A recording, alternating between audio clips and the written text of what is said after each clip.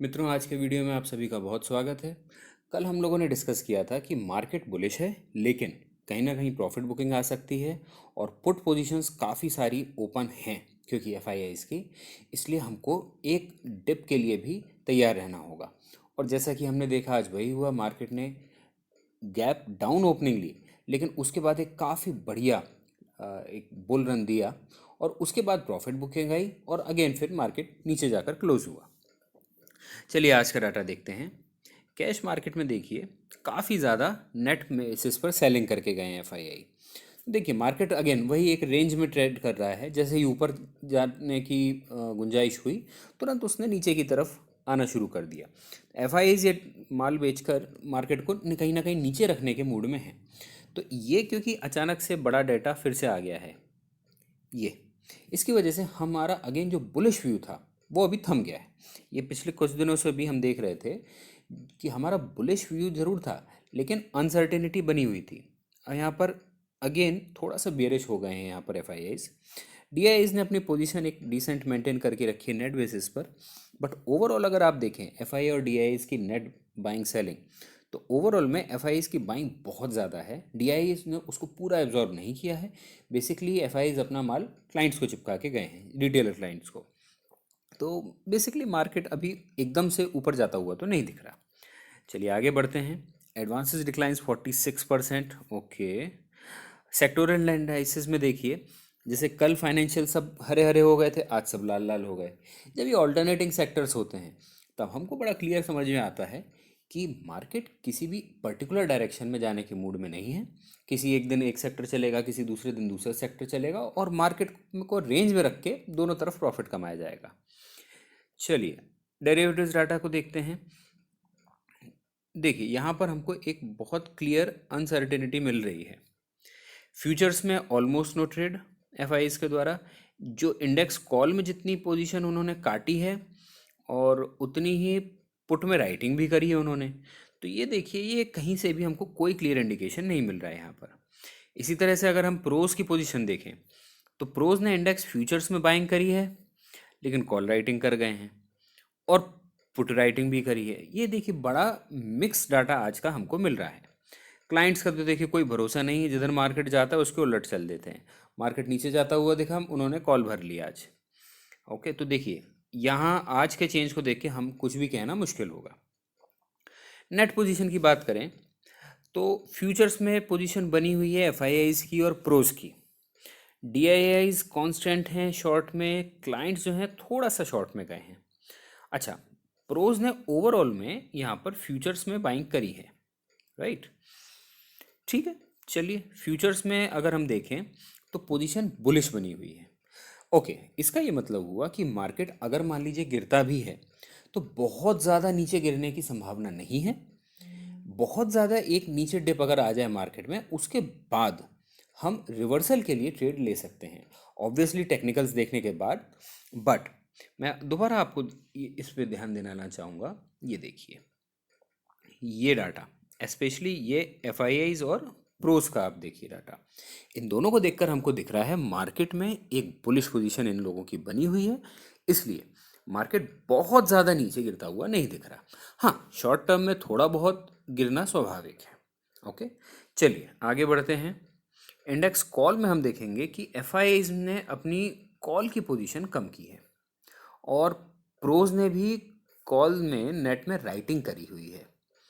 Clients ने अपने call की पोजीशन जो थी वो राइट करके रखे हुए थे, लेकिन वो पोजीशन उन्होंने थोड़ी सी बुलिश दिखाई है क्लाइंट्स ने। खैर, अगर हम इसको देखें और इसको देखें तो ये दोनों ही हमको नीचे जाते थे रोज। इसलिए कॉल डाटा को देखकर तो हमको मार्केट बियरिश दिख रहा है। ठीक है, चलिए अब हम चलते हैं पुट की ओर। पुट में अगर हम देख रहे हैं तो एफ ने अपनी पोजीशन जो पुट में राइट करके रखी थी, माफ़ कीजिएगा, पुट जो बाइंग करके रखी थी वो कम करी है। मतलब कहीं ना कहीं एफ को ये लग रहा है कि मार्केट बहुत ज़्यादा नीचे नहीं जा रहा। कॉल के डाटा को देखते हुए दिख रहा है कि मार्केट ऊपर नहीं जा रहा, पुट के डाटा को देखते हुए दिख रहा है कि मार्केट नीचे नहीं जा रहा।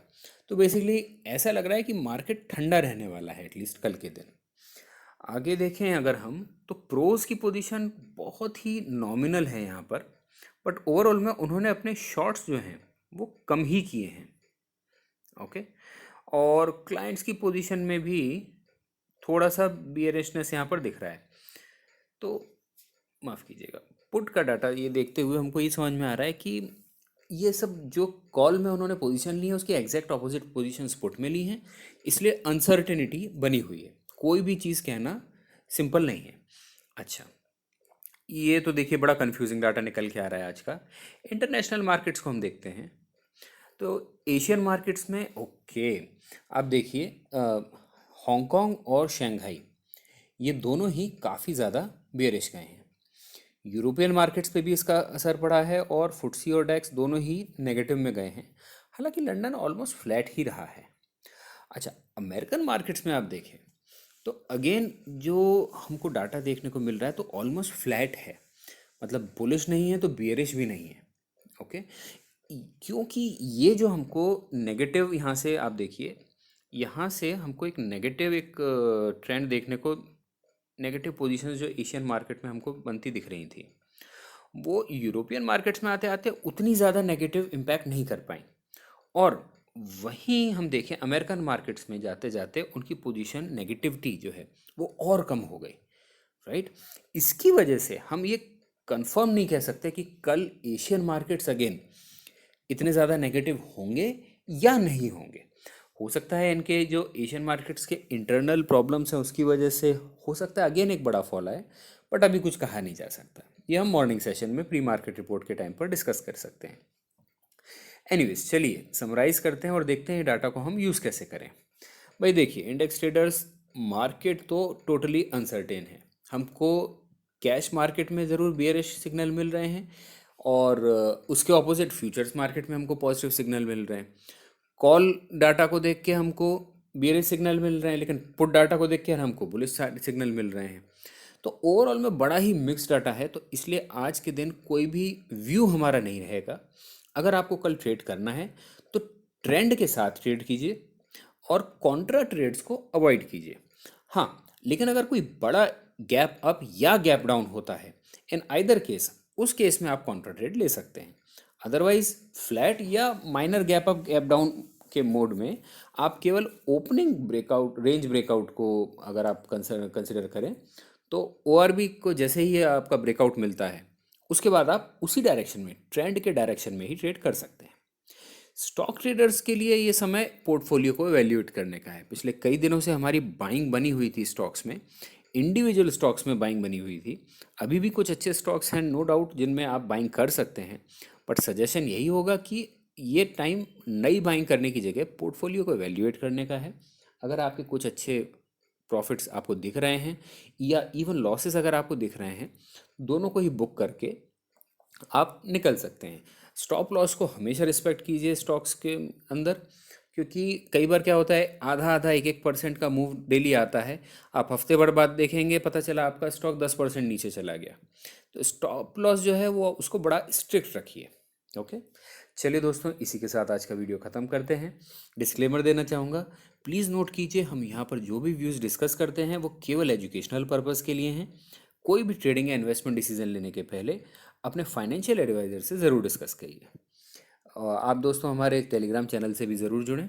Thank you so much, have a good night.